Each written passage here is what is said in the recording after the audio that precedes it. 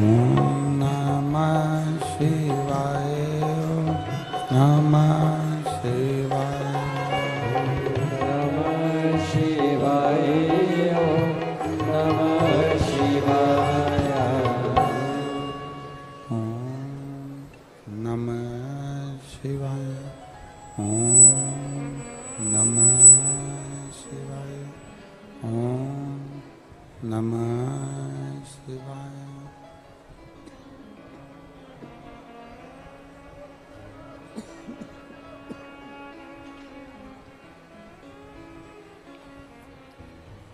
विश्वनाथ भगवान की जय। ओंकारेश्वर भगवान की जय हो। कुबेरेश्वर महादेव की जय हो। पुष्कर राज भगवान की जय हो। हर हर महादेव। हर हर महादेव। हर हर महादेव। हर काशी विश्वनाथ ओगरदानी त्रिकालदर्शी कैलाशी अविनाशी भगवान शिव, जिनकी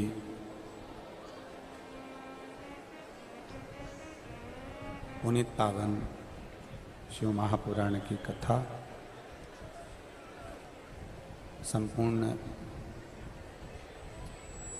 विश्व के कल्याण हेतु बाबा देवाधिदेव महादेव की कृपा से, करुणा से, उनकी उदारता से श्रवण करने का सौभाग्य प्राप्त हुआ। बड़े भाग्यशाली हैं आप और हम, जो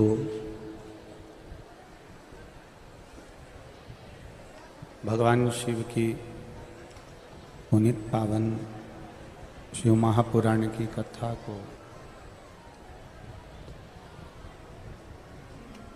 पुष्कर राज भगवान के इस पावन प्रांगण में भगवान ब्रह्मा, विष्णु और महेश की ये पावन धरा, जहाँ बैठकर आप और हम शिव महापुराण की कथा को श्रवण कर रहे हैं। भाग्यशाली हैं श्री कैलाश जी खंडेलवाल, श्रीमती चंद्रकांता जी खंडेलवाल, श्री अमित कुमार गुप्ता जी, श्रीमती कीर्ति ममुड़िया जी, राकेश खंडेलवाल जी, मोनिका जी खंडेलवाल जी। एक बार जोरदार ताली बजाएं यजमान परिवार के लिए भी। हमारे बीच में आशीर्वाद दाता, आशीर्वाद देने के लिए पधारे अनंत श्री विभूषित जगत गुरु श्री निम्बाकाचार्य पीठाधीश्वर श्री श्याम शरण देवाचार्य जी, श्री जी महाराज जी का जोरदार ताली बजाकर स्वागत करें।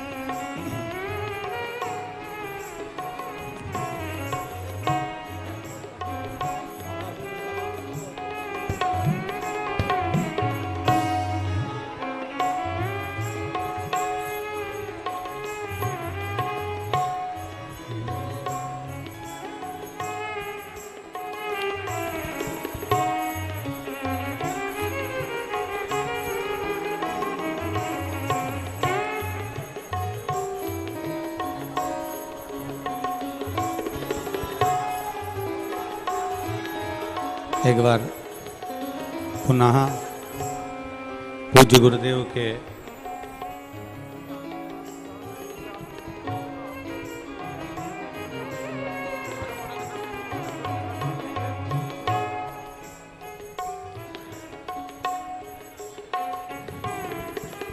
पूज्य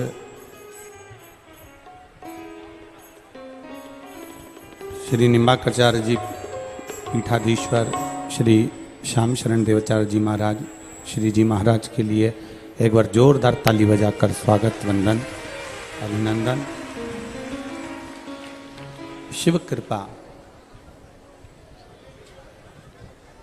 ये हम सबका सौभाग्य है। पुष्कर वासियों का तो निरंतर ऐसा सौभाग्य पूज्य गुरु जी के आगमन का प्राप्त होता रहा है। आज इस व्यासपीठ को भी ये शुभ अवसर परम पूज्य श्री जी महाराज के पधारने का प्राप्त हुआ, उसके लिए बहुत बहुत साधुवाद है। कोटि कोटि धन्यवाद।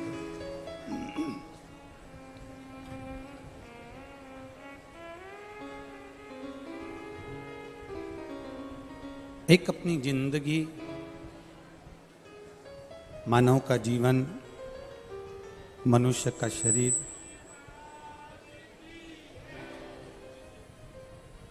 जो बड़ी मुश्किल से प्राप्त होता है और उस मानव के शरीर में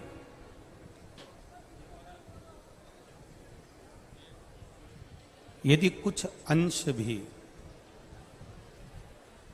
प्रभु की भक्ति का, शिव भक्ति का,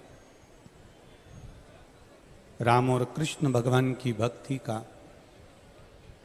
प्राप्त हो जाए तो समझो कि हमारे जीवन की सार्थकता हो गई।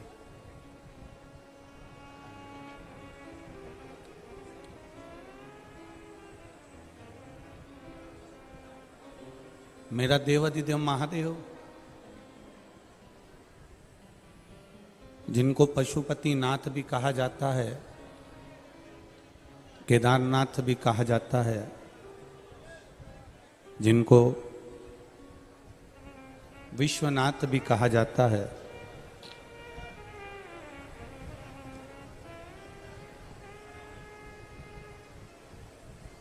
नाथ का मतलब जो होता है वो हमारा भरण पोषण करने वाला होता है, उसको हमारे यहाँ नाथ कहा गया। अर्थात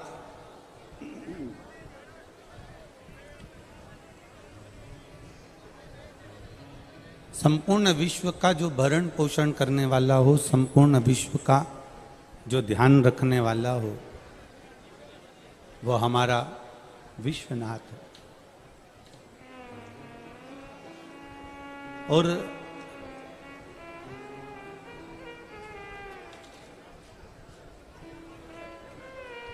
जरा विचार करना, एक छोटे से घर का जो पालन करता है, एक छोटे से घर को जो चला लेता है, एक छोटे से घर का जो पालन करता है, उसके जीवन में सम्मुख में बहुत सारी बाधाएं आती है और वो उन बाधाओं से निकलकर अपने संपूर्ण परिवार का भरण पोषण भी करता है।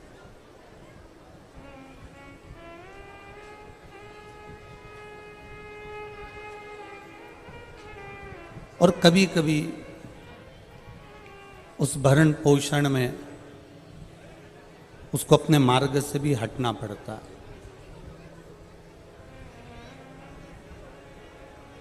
पर यदि उसका निश्चय पक्का है और वो घर चलाते चलाते, परिवार चलाते चलाते भी ये विचार रखे कि घर मेरा नहीं है, परिवार मेरा नहीं है, ये कुटुंब मेरा नहीं है, ये सब उसी का है जिसने मुझे मृत्यु लोक में भेजा। फिर परिवार जब हम विचार कर लेते हैं कि ये घर मेरा नहीं है, परिवार मेरा नहीं है, कुटुंब मेरा नहीं है, ये जितना भी फैला रहा है ये सब उसी का।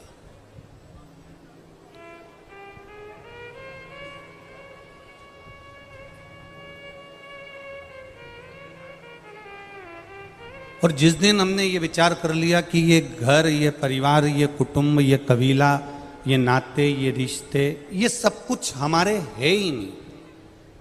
हमने जिस दिन उस विश्वनाथ पर, राम पर, कृष्ण पर, दत्त पर, तुम्हारी जिसमें श्रद्धा है, तुमने अगर उस पर छोड़ दिया तो फिर वो परिवार, वो घर तुम्हारा नहीं रहेगा, वो मेरे शंभु विश्वनाथ का हो जाएगा, वो मेरे राम और कृष्ण का होगा।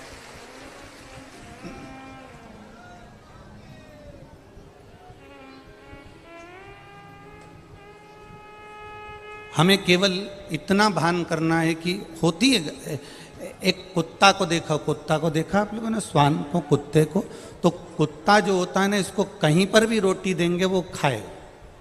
बोलो खाएगा कि नहीं खाएगा? कुत्ता जो होता है उसको कहीं पर भी रोटी दो वो खाता है।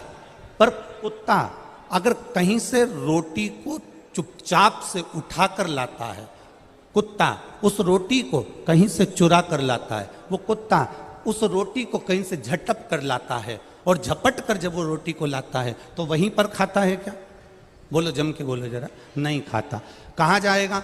दूसरी गली में, दूसरे मोहल्ले में, दूसरे स्थान पर, वहां जाता है और फिर उस रोटी को खाता है।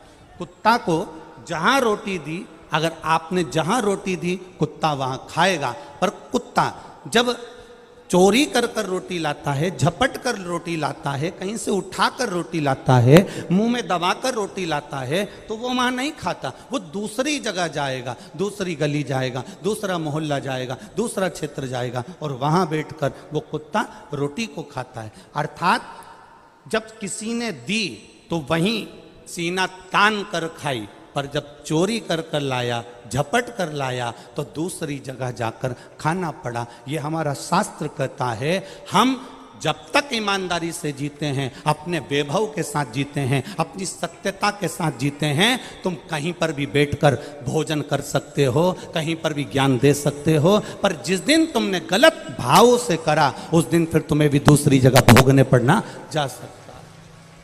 उस दिन तुम्हें भी दूसरी जगह भोगने जा सकता है। ये हमारे कर्म की गति है। इसीलिए बार बार कहा, मत बुरे कर्म कर बंदे, वरना पछताएगा। भगवान की आंखों से तू बच नहीं पाएगा, तू बच नहीं पाएगा। अरे ओ अज्ञानी, मत कर नादानी। अरे ओ अज्ञानी, मत कर नादानी। तेरे कर्म का फल भी तू ही पाएगा, जैसा किया तूने तेरे आगे आएगा। मत बुरे कर्म कर बंदे, मत बुरे कर्म कर बंदे, वरना पछताएगा। भगवान की आंखों से तू बच नहीं पाएगा, तू बच नहीं पाएगा। आपको अपनी जिंदगी जीने का तरीका आना चाहिए। जिसको ढोलक नहीं आती ना, उसको ढोलक बड़ी बेकार लगती है। बताओ, हमको तो आती नहीं। और जिसको ढोलक बजाना आती है ना, वो रात्रि में भी यहाँ बैठकर ढम ढम बजाते बजाते भजन करता रहता है, उसको बहुत अच्छा लगता है, उसके मन को अच्छा लगता है। जिसको बांसुरी बजाना आती है, वो बंसी का मजा ले लेता है, बजा बजा कर आनंद ले लेता है। जिसको वीणा बजाना आती है, वो वीणा को बजा बजा कर वीणा का मजा ले लेता है, वीणा का आनंद ले लेता है। जिसको गाड़ी चलाना आती है, वो गाड़ी दौड़ा दौड़ा कर गाड़ी का मजा ले लेता है, गाड़ी का आनंद ले लेता है, और जिसको इस संसार सागर में जीने की कला आती है वो इस संसार का मजा ले लेता है और आनंद लेकर परमात्मा के पास चला जाता है।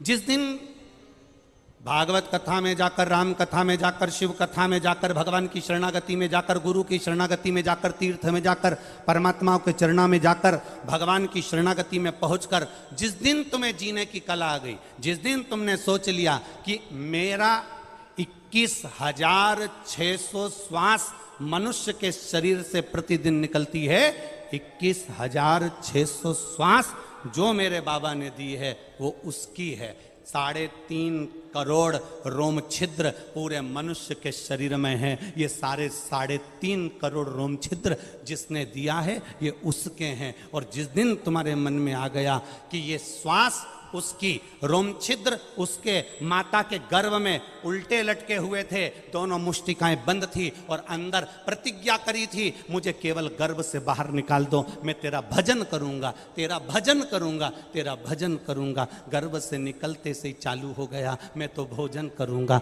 भोजन करूंगा, भोजन करूंगा। भजन गायब हो गया, भोजन चालू हो गया। प्रतिज्ञा भी हमने तोड़ दी। उसके बाद भी विचार करना कि परमात्मा के आश्रित होकर जो जीता है, अंत में परमात्मा ही उसको हाथ में झेल कर और अपने धाम तक लेकर चले जाता है। हम उसके आश्रित हो जाए। कल सरकार नहीं आए, सरकार ने बोला था हम दूसरे तीसरे दिवस अवश्य पधार रहे, तो शरीर में थोड़ा सा सरकार के हाथ में कष्ट भी था। तो कल हम जब यहाँ से गए तो हमने कहा बारे पुष्कर बाबा, हम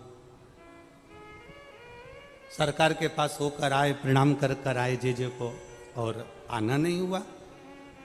पर आज जब हम यहाँ आ रहे थे तब मालूम पड़ा कि सरकार पधार रहे हैं, तो बाबा की कृपा से बहुत आनंद की अनुभूति हुई। क्योंकि गुरुजन, संत जन, साधु जन, तपस्वी जन, साधक जन, उपासक जन जब व्यासपीठ के नज़दीक पहुँचते हैं तो इस, वो जैसे कहते हैं ना, चुंदड़ी तो बहुत सुंदर है पर इसमें एक आध गोटे का बूटा लग जाता ना तो चुंदड़ी सुंदर हो जाती है। तो ऐसे संतों के आने से गोटे का बूटा लग जाता है हमारा। ऐसी सुंदर भाव यहाँ प्रकट हो, बड़ा आनंद।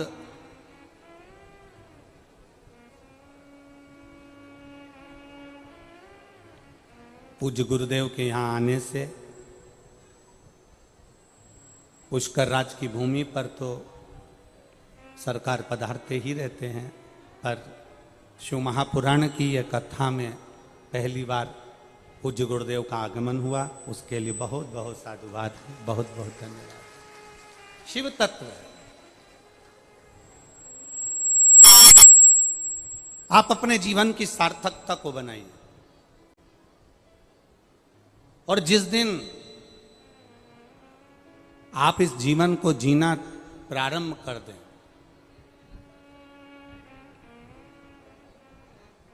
एक बात बहुत सहज सी है, हंसी और हिंसा, इन दोनों में बहुत अंतर है।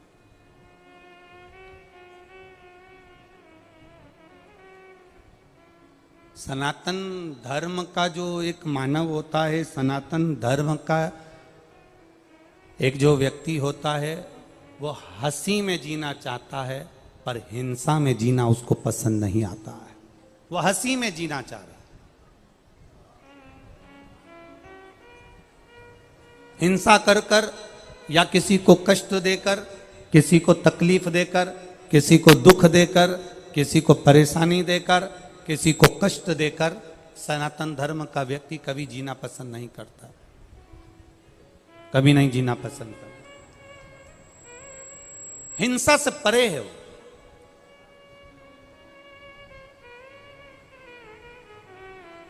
मेरे देवादिदेव महादेव, और देखो अन्य देवताओं का क्रम उठाकर देखिएगा, उन्होंने असुरों का संहार किया।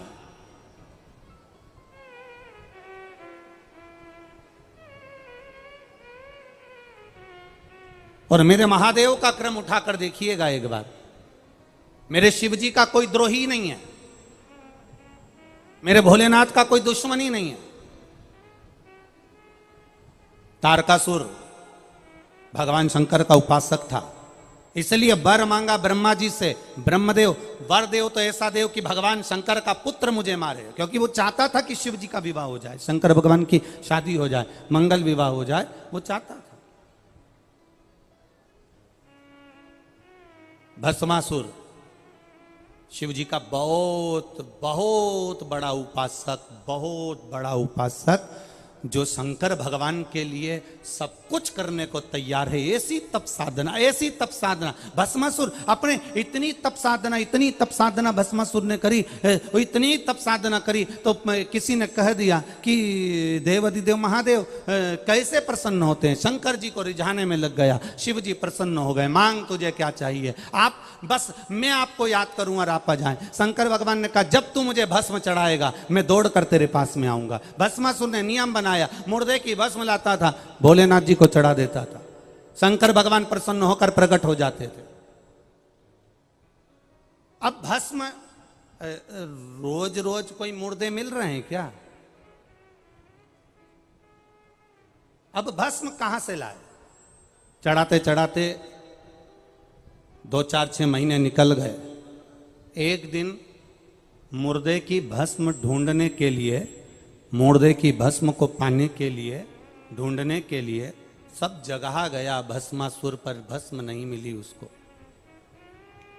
भस्म नहीं मिली। आखिरी में पत्नी ने देखा कि पति ने अपने कमरे में बहुत सारी लकड़ियां जमा ली है, बहुत सारी लकड़ी उसने अपने कक्ष में जमा रखी है। पत्नी ने पूछा ये क्या कर रहे हो? पति बोला कि ये काम करना, मैं जब मर जाऊं मेरी भस्म निकाल कर, जब मैं मर जाऊं तो मेरी भस्म, जब मैं जल जाऊं मेरी भस्म देवाधिदेव महादेव को चढ़ा देना। पत्नी कहती है तुम काय को मर रहे हो? मैं तुम्हारी अर्धांगिनी हूं, मैं तुम्हारी पत्नी हूं, मरना है तो मैं मरूंगी और मेरी भस्म उठाकर तुम महादेव को चढ़ा देना। पति ने कहा नहीं, मैं तुझे कैसे मार सकता हूं? पत्नी कह रही है तुम्हें मारने की जरूरत नहीं है, मैं खुद अपने प्राणों को त्याग देती हूं, मैं स्वयं अपने प्राणों को त्यागूंगी, मुझे मारने में कोई मर नहीं रही हूं, मैं अपने प्राणों को भगवान को समर्पित कर रही हूं। और पत्नी ने चारों तरफ लकड़ी लगाई और बस जलने के लिए तैयार हो रही थी। इतने में पत्नी ने अपने पति से कहा अपन दोनों को मरने से कोई मतलब नहीं है, अपन तो ना तुम मरो ना हम मरे, एक काम कर दो, शंकर भगवान की इतनी आराधना करो कि शिवजी प्रकट हो जाएं, और प्रकट हो जाएं, अब की बार जब महादेव आ जाएं तो उनसे कह देना साहब हम कहाँ से इतनी सारी मुर्दे की भस्म लेके आए, कब तक मुर्दा ढूंढेंगे, हमारी खुद की कंपनी तैयार करवा दो, ऐसा करो कि हमारी भस्म की फैक्ट्री डलवा दो। अब भोलेनाथ जी से ऐसा मांगना अच्छी बात है, हाँ हाँ मांग लो बस। तो पति ने पूछा भस्म की फैक्ट्री कैसी? पत्नी ने कहा शंकर भगवान से वर मांगना, जिसके ऊपर तुम हाथ रखो वो भस्म हो जाए, अपनी खुद की कंपनी तैयार हो जाएगी, जब चाहो जब भस्म तैयार, और ले जाकर महादेव को चढ़ा देना। अब इससे जोरदार बात क्या हो सकती है? शिव जी प्रसन्न हो गए, प्रकट हो गए, मांग तुझे क्या चाहिए? बस बाबा भस्म ढूंढने के लिए बहुत दूर दूर जाता हूँ, भस्म मुझे मिलती नहीं है, अब मैं करूँ तो करूँ क्या? आपको प्रसन्न करने के लिए भस्म चाहिए तो मेरी खुद की कंपनी चालू हो, मेरी खुद की फैक्ट्री चालू हो। कैसी फैक्ट्री? मैं जिस पर हाथ रखूँ वो भस्म हो जाए, बस ये वर दे दो। अब भोले तो भोले, उन्हें क्या मालूम था कि इसकी कंपनी का माल मुझसे तैयार करेगा? उनको क्या मालूम था? उन्होंने कहा तथास्तु। पति गया घर, धर्मपत्नी से कहा बधाई हो। पत्नी ने पूछा क्या? अपनी खुद की कंपनी चालू हो गई, जिस पे हाथ रखूंगा वो भस्म। आज मेरा मन कर रहा है मैं तेरे गले लग जाऊं। पत्नी भागी, पत्नी भाग। अब पत्नी ने सोचा कि ये अपन ने तो शुरुआत करी, नरियल अपन नहीं फोड़ा, अपन नहीं कहा, और अपन ही भस्म। इतने में पत्नी दूर खड़ी होकर बोली मेरे पिताजी की मुझे याद आ रही है, मैं 4 दिन के लिए मायके जा रही हूं, परंतु मैं मायके जाते जाते एक बात कहना चाहती हूं। क्या? मैंने सुना है महादेव हैं वो महादेव, लोग कहते हैं नशे में भी रहते हैं, हो सकता है उन्होंने जो दिया, अब ऐसे तो बहुत सारे लोग आते हैं और आकर के जाते हैं, ये पुल बना दो, वो पुल बना दो, वो पुल बना देंगे, वो नाली बना देंगे, वो रोड बना देंगे, ये कर देंगे, वो कर देंगे। अब बन जाए तब कहना तो सरल है, बोलना तो सरल है।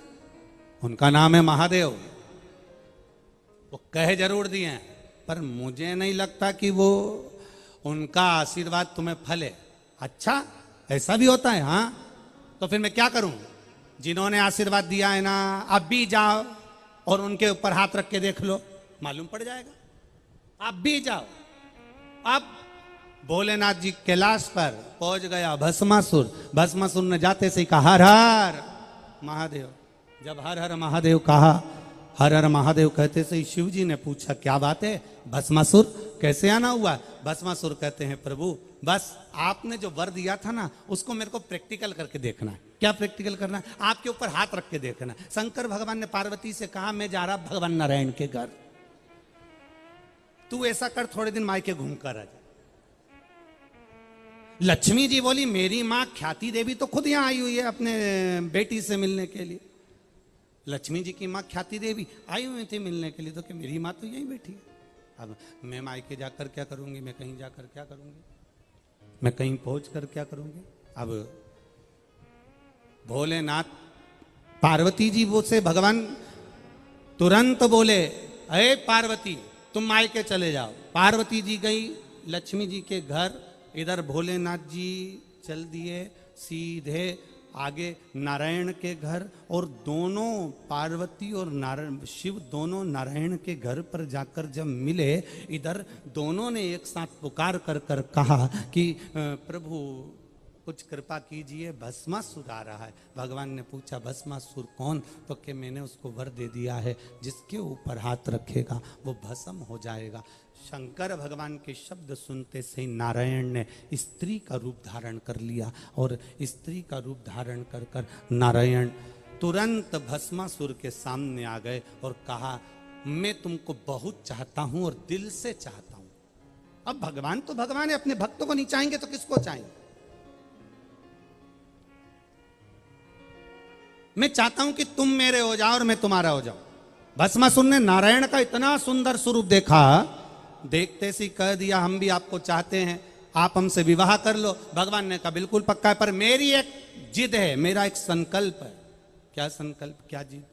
बस जिद इतनी सी है, संकल्प इतना सा है, मुझे नाचने का बड़ा शौक है। मेरे जैसा जो नाच लेगा वो मेरा पति बन जाएगा। आप मेरे जैसे नाच सकते हो? भस्मासुर ने कहा क्या दिक्कत है? भगवान नारायण ने दोनों हाथ करे ऐसे, भस्मासुर ने दोनों हाथ करे ऐसे। भगवान नारायण ने दोनों हाथ करे ऐसे, भस्मासुर ने दोनों हाथ करे ऐसे। भगवान नारायण ने एक हाथ रखा अपने सिर पर, भस्मासुर ने अपना हाथ रखा सिर पर, और भस्म हो गया, समाप्त।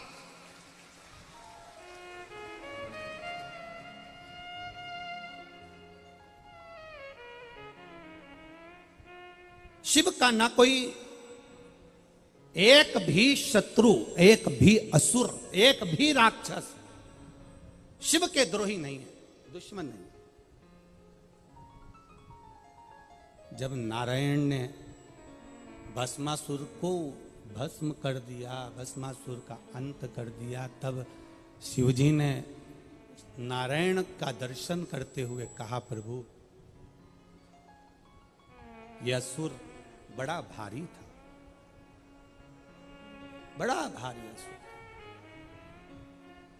जिसका अंत करना बहुत कठिन था।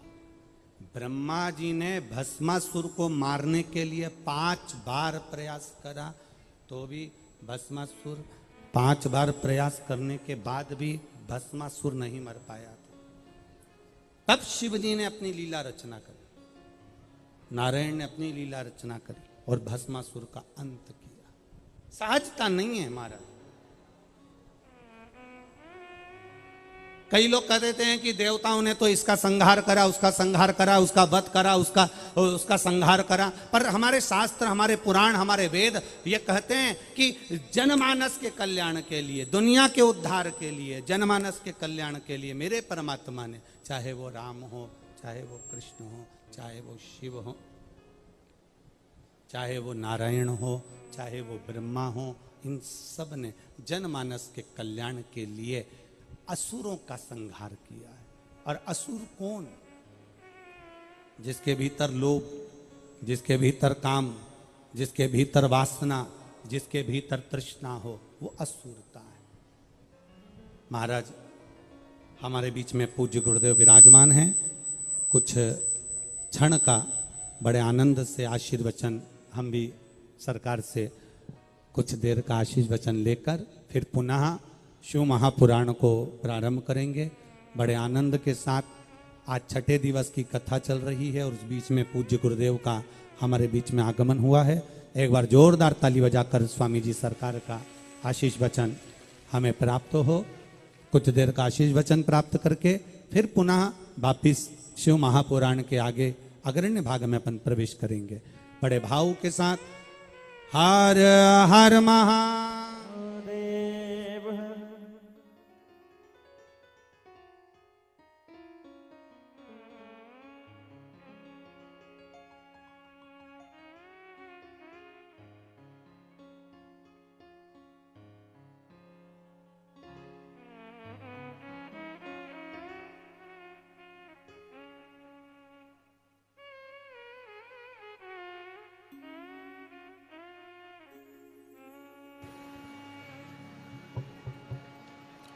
बोले सर्वेश्वर भगवान की,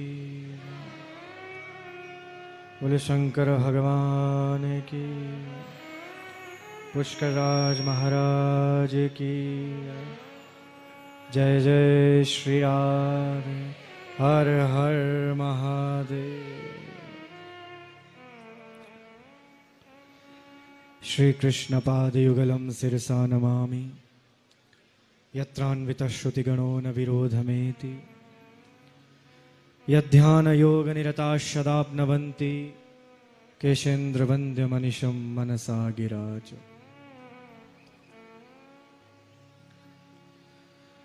व्यासपीठ पर विराजमान व्यास स्वरूप तो हैं ही, यदि इन्हें भगवान शंकर का स्वरूप भी कहा जाए तो कोई अतिशयोक्ति नहीं होगी।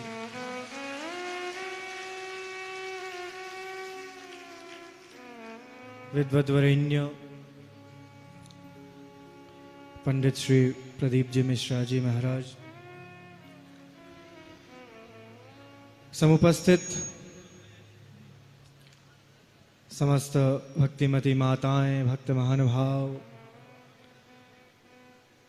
इस दिव्य शिव पुराण कथा के यजमान परिवार,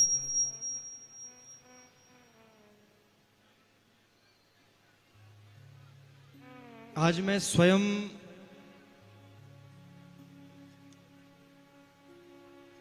ऐसी अनुभूति कर रहा हूं, स्वयं को सौभाग्यशाली अनुभव कर रहा हूं।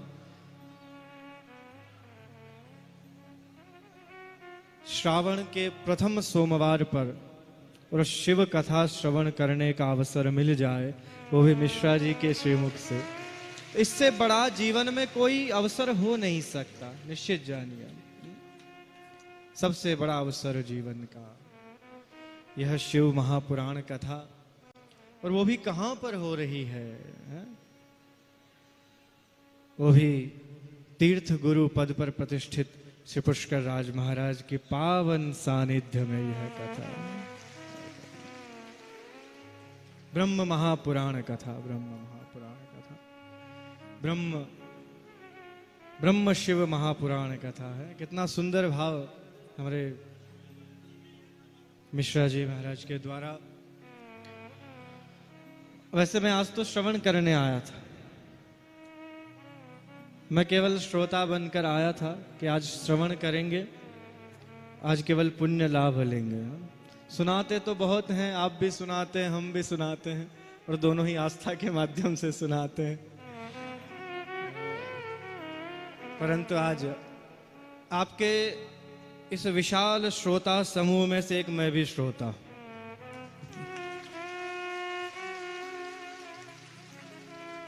आज वस्तुतः मन अतीव प्रसन्न है कि हमारे इस क्षेत्र में, हमारे इस परम पावन इस मरुभूमि पर मिश्रा जी, हमारी जो पावर भूमि है, जिसे हम कहते हैं धरती धोरारी है, धरती धोरों की धरती। आप सब जगह दर्शन करेंगे तो हाँ, यहाँ पर आपको रेत के टीले ही दिखाई देंगे, है? पर आपके आने से विशेष ये हुआ है कि ये धरती धोरारी भी हरित हो गई है, हरित हो गई है। धोरारी धरती में वनस्पति का कितना सुंदर हरित दर्शन हम सभी को हो रहा है। तो ये निश्चित ही इस शिव कथा का प्रताप है, शिव कथा का प्रताप है।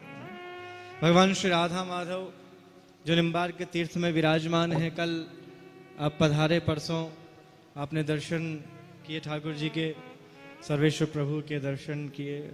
तो आज सर्वेश्वर प्रभु की आज्ञा हुई मुझे, बोले इस दिव्य आयोजन में जाकर आप स्वयं भी लाभ लेंगे। तो इस दिव्य आयोजन को देखकर मेरे मन में एक भाव हुआ। अभी अभी यहाँ पर इन सभी भक्तजनों के मध्य जब बैठा और कथा श्रवण कर रहा था तो ऐसा भाव हुआ है? मैं अधिक समय नहीं लूंगा, चिंता मत कीजिए। आप सभी के मध्य, आपकी इस शिव पुराण कथा के मध्य मैं तो स्वयं सुनने आया हूं, पर अब जब हमारे संकेत कर दिया व्यास जी ने कि नहीं, कुछ तो बोलना ही पड़ेगा, फिर कहीं मैं तो कताड़ा, आज कताड़ा ना माइक मिल जावा ना तो फिर मैं छोड़ेगा नहीं कहीं नहीं, अधिक समय नहीं, बस अपना एक भाव मुझे लगा, यहां पर एक भाव प्रस्फुटित हुआ। ब्रह्मा की नगरी में शिव की कथा, है? आप सभी को आनंद आए तो साथ में जुड़ना है। हाँ, थोड़ा सा 1 मिनट के लिए। भगवान श्री राधा माधव स्वयं पधारे हैं कथा श्रवण करने के लिए, मेरे अंतःकरण में अवस्थित होकर है।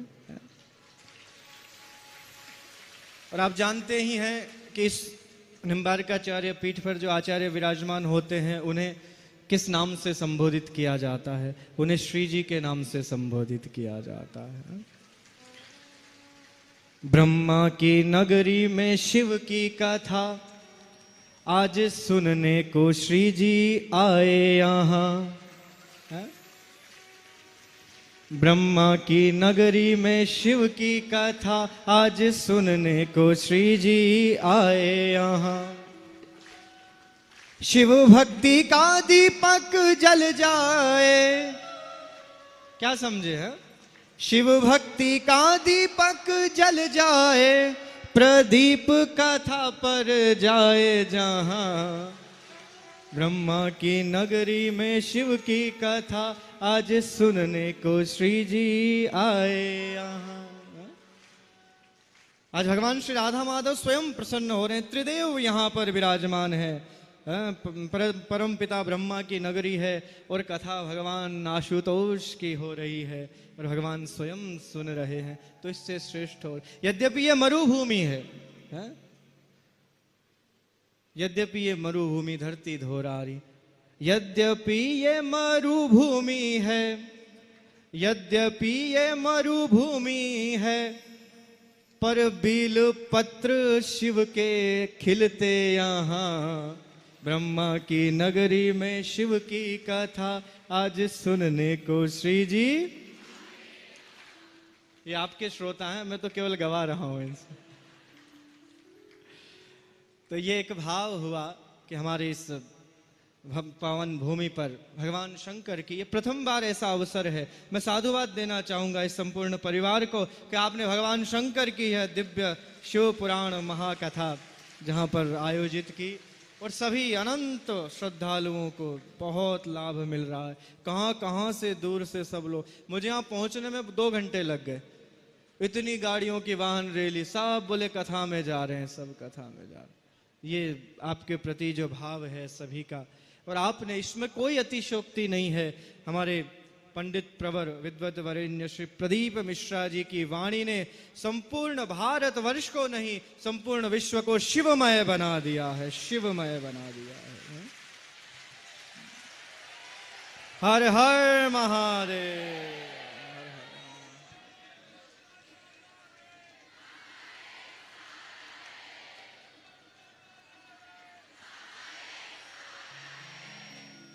बहुत दिव्य भाव आप सभी का।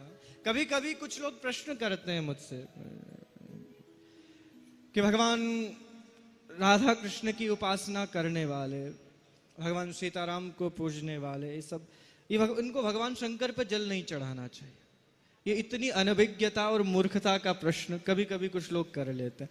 ये बिल्कुल मिथ्या है और ये भ्रांतियां फैलाई गई हैं केवल समाज को भगवत भक्ति के माध्यम से विभाजित करने के लिए। ऐसा कहीं नहीं है। हमारी इस परंपरा में, हमारी अनादि वैदिक सनातन परंपरा में, मैं स्वयं इस राधा कृष्ण की उपासना जहां से प्रारंभ हुई आद्याचार्य निम्बार्क भगवान की, उस परंपरा का आचार्य कहता हूं कि भगवान राधा कृष्ण को पूजने वाला व्यक्ति भगवान शंकर पर जल अवश्य चढ़ाए, अवश्य चढ़ाए। कहीं पर निषेध नहीं है। परस्पर दोनों भगवान एक हैं, भूत भावन भगवान, चाहे भगवान राम हो कृष्ण हो। अरे आप इतना विचार तो कीजिए, जब भगवान श्री राम को अपनी अर्धांगिनी सीता को प्राप्त करना होता है तो भगवान शंकर की आराधना करते हैं। भगवान शंकर उन ब्रजांगनाओं को, माता रुक्मणी को भगवान कृष्ण को प्राप्त करना होता है तो पराम्बा मां शक्ति की आराधना करती है, वो आराधना करती है। और जब भगवान भूत भावन आशुतोष, जैसा अभी सुंदर कथा चल रही थी, जब वो स्वयं संकट में आते हैं तो वो ना भगवान नारायण के समीप पहुंच जाते हैं। तो ये दोनों है, हरि और हर, दोनों में कभी कोई अंतर नहीं है, कभी कोई अंतर नहीं। दोनों समान हैं, दोनों समान हैं। दोनों परस्पर एक दूसरे का ध्यान करते हैं। जब वो नर और नारायण साधना करते हैं तो भगवान शंकर का ध्यान करते हैं, और भगवान शंकर कैलाश में बैठे बैठे भगवान नारायण का ध्यान करते हैं। भगवान नारायण। और जितनी भी कथाएं हैं जो हम सब गाते हैं, चाहे वो भागवत हो, रामायण हो, चाहे वो कोई भी कथा हो, इन सभी कथाओं का उद्गम स्थल केवल एक है और वो कैलाश है, वो कैलाश है। सब लोग जानते नहीं तो इस तरह की बात करते हैं। पराम्बा शक्ति मां पार्वती इस संसार की सर्वप्रथम श्रोता हैं। ध्यान रखिएगा, सबसे पहली श्रोता कौन है? माता पार्वती। और इस संसार के सबसे प्रथम कथा वक्ता हैं भगवान भूत भावन आशुतोष। उनके द्वारा सारी कथाएं निकलती हैं। तो इसलिए कभी भी हर और हरि में तनिक भी अंतर ना समझे, खूब उपासना कीजिए। आपके आराध्य देव एक हो सकते हैं, आपके अधिष्ठात्री देवता एक हो सकते हैं, परंतु हमारे सभी भगवान की आराधना हमारी सनातन संस्कृति में आवश्यक है और करनी चाहिए। मैं आज इसीलिए इस मंच से संदेश देना चाहता हूं कि कोई भ्रांतियों में ना रहें। सदैव भगवान, श्रावण है, भगवान शंकर को खूब जल चढ़ाइए, खूब व्रत कीजिए, जो करना चाहें आप कीजिए। कोई कहीं कोई पर उसका कोई निषेध नहीं है, विधान है। और आज तो दिव्य इस परम पावन भूमि पर भगवान शंकर की दिव्य शिव पुराण कथा और सोमवार के दिन श्रवण करने को मिल रही है। इससे श्रेष्ठ जीवन में कोई अवसर नहीं। मैं व्यास स्वरूप हमारे परम प्रिय श्री प्रदीप जी मिश्रा जी से कहना चाहूँगा कि पुष्कर तीर्थ में तो सुंदर भगवान शिव पुराण की कथा हुई है। यथाशीघ्र जब भी समय होगा तो निम्बार्क तीर्थ में भी आपको भगवान को कथा सुनानी है।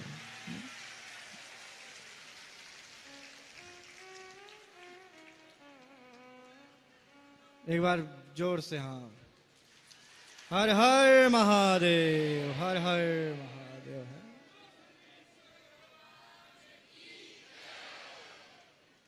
ऐसी इस दिव्य अवसर पर इस क्षेत्र में आपने पधार कर सभी को शिवमय बना दिया है, शिवमय बना दिया है।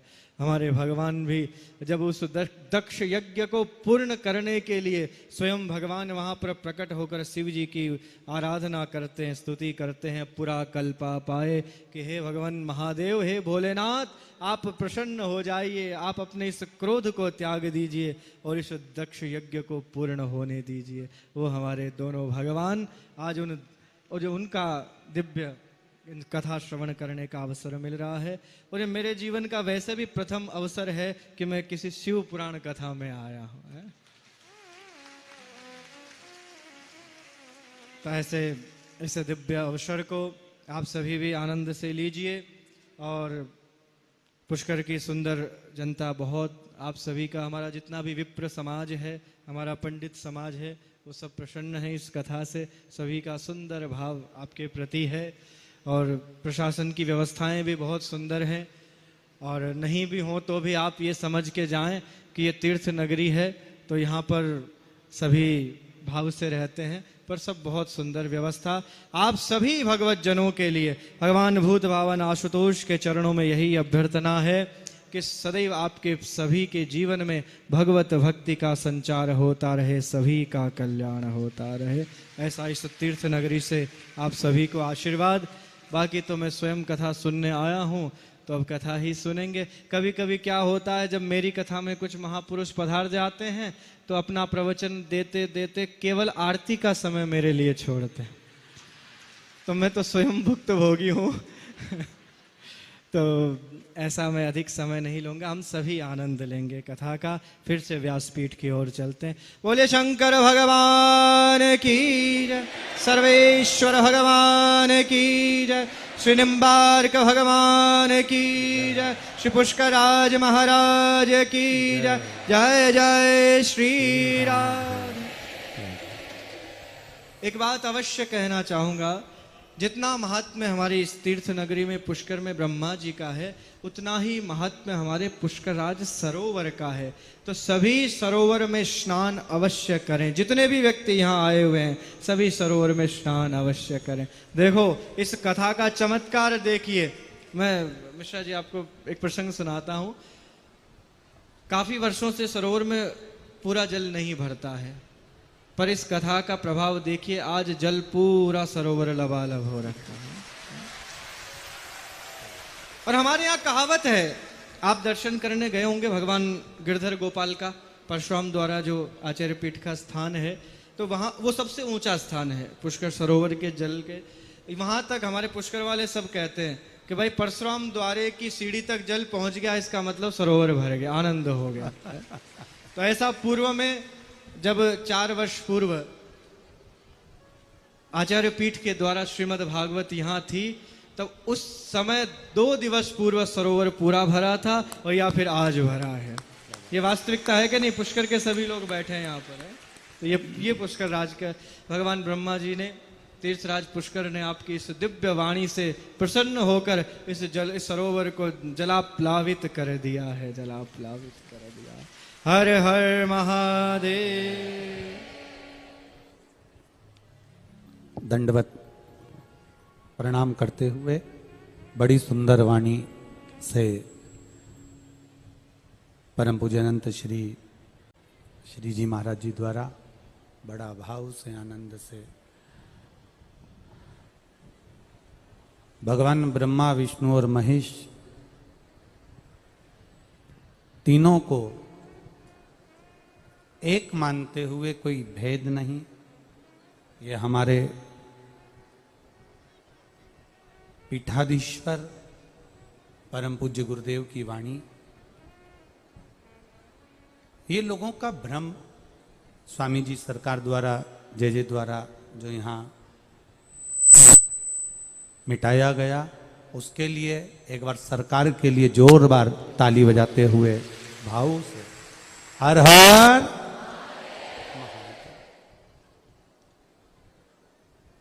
सरकार ने एक बात बड़ी सुंदर कही कि बोलते बोलते बोलते बोलते आरती का समय आ जाता है। सरकार वो और होंगे, पर आपकी वाणी तो ऐसी लगती है कि आप बोलते रहें, आरती के बाद भी डबल आरती हो जाए तो चल जाएगी। शिव तत्व है, भगवान ओगड़दानी, भगवान शिव की कृपा, और कहीं ना कहीं सर्वेश्वर प्रभु की करुणा हुई होगी, जो उन्होंने भी हाथ पकड़कर सरकार को पुष्कर तक कथा में भेज दिया होगा, ये निश्चित है। शिव कथा कह रही है।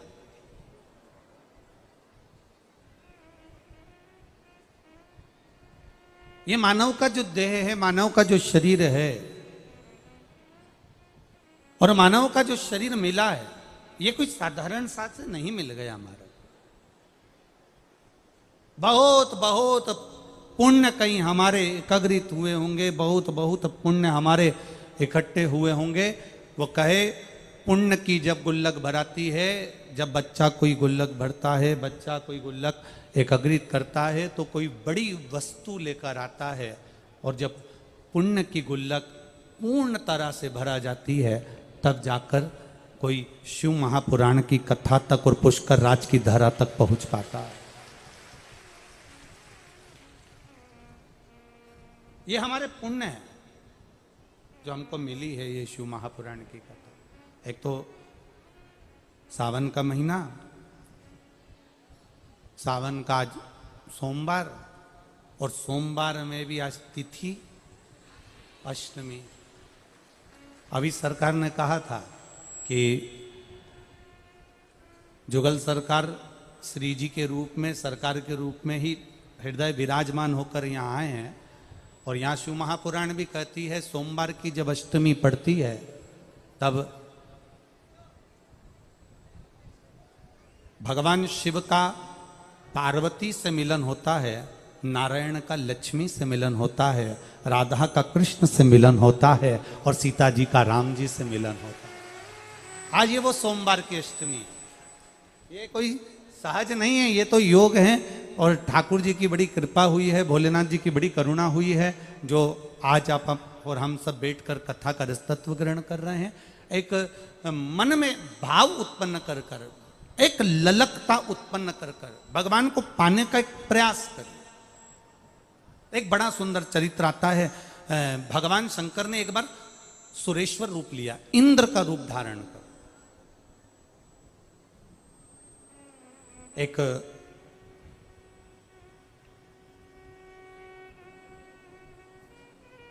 व्याघ्रयात का पुत्र जिसका नाम था उपमन्यु, जिसके घर में कोई भोजन का सुख नहीं था, जिसके घर में बहुत सारी प्रसन्नता या बहुत सारा आनंद या बहुत सारा सुख उसके घर में नहीं था।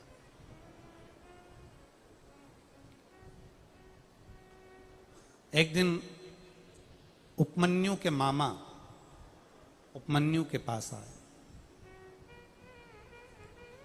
और उपमन्यु के मामा जी ने उपमन्यु से आकर कहा कि अपनी बहन से कहा कि एक काम करो, अब तुम्हारे घर में अगर भोजन का भाव नहीं है और बहुत तकलीफ में जिंदगी चल रही, बड़े दुख में जीवन चल रहा है, बड़ी तकलीफ में जिंदगी चल रही है, तो तुम एक काम करो, हमारे साथ में आप हमारे घर चलो।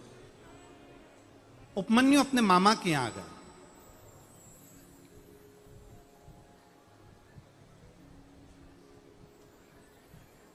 अब शिव महापुराण की कथा कहती है स्वयं खा लेना सुकृति है, छुड़ाकर खा लेना विकृति है, और बांट कर खाना ये मेरे भारत देश की संस्कृति है। अगर भगवान ने शरीर दिया है, मौका दिया है, और ये शरीर भगवान ने दिया, ये मौका दिया, और ये जीवन में कुछ अच्छा हमें परमात्मा ने दिया है, तो हम अच्छा दुनिया को देने का प्रयास करें। पर हमारी आदत थोड़ी सी अलग है। हमारी आदत क्या अलग है कि जो अच्छा होता है हम उसको अपने पास रखने का प्रयास करते हैं, और जो बुरा होता है वो दूसरे को देने का प्रयास करते हैं। जैसे सहज भाषा में ले लो, बहुत अच्छी साड़ी अगर तुम्हें कहीं से मिली है तो तुम तुरंत उसमें फाल पी को लगा के तैयार कर लोगे, उसकी चोली वोली सिलवा के तैयार कर लोगे। साड़ी अगर थोड़ी सी भी 1 नंबर से 2 नंबर पर है तो तुम उसको अपनी बेटी को दे दोगे, और अगर वो 2 नंबर पर भी नहीं आ रही है, साड़ी थोड़ी भी गड़बड़ है, तो तुम अपनी बहू को दे दोगे। और अगर और भी ज्यादा गड़बड़ है, ना बहू के काम की, ना फिर वो बेटी के काम की, और ना फिर वो तुम्हारे काम की, तो तुम उसको पैकिंग कर कर भागवत जी पे चढ़ा दोगे।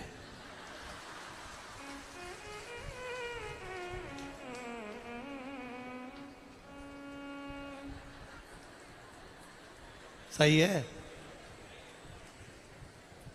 अब तुमने उसको भागवत जी पे चढ़ा दिया। अब तुम क्या सोच के चढ़ाई कि पंडित जी की पत्नी पहनेगी,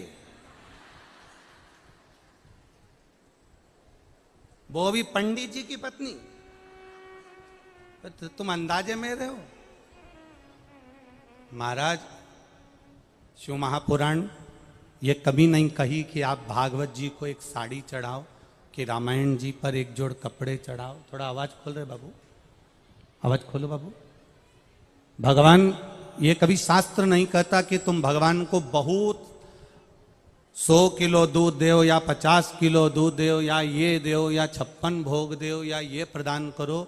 हमारा शास्त्र कहता है जो भी दो वो अपने हृदय से, अपने मन से, जितना शिव महापुराण की कथा में पहले भी हमने वर्णन किया है। शिव महापुराण की कथा तो यहाँ तक कहती है कि शंकर भगवान को केमिकल का दूध चढ़ाने से अच्छा है, शंकर भगवान को थैली का दूध चढ़ाने से अच्छा है, शंकर भगवान को पाउडर का दूध चढ़ाने से अच्छा है। कहीं किसी के यहाँ देसी गाय हो, उसका केवल एक छोटी सी चम्मच का भी आधा चम्मच, 4 बूंद दूध भी अगर मिल जाए और आपने शिव जी को चढ़ा दिया तो शंकर प्रसन्न हो जाते हैं। यहाँ बाबा ये नहीं करे कि तुम मुझको 100 किलो दूध चढ़ाना या 50 किलो दूध चढ़ाना या 25 किलो दूध चढ़ाना।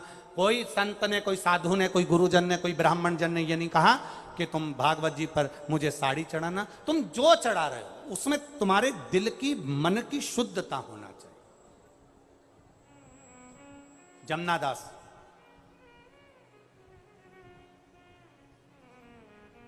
दो 252 वैष्णव की वार्ता में एक संवाद आता है जमनादास जी का। जमनादास जी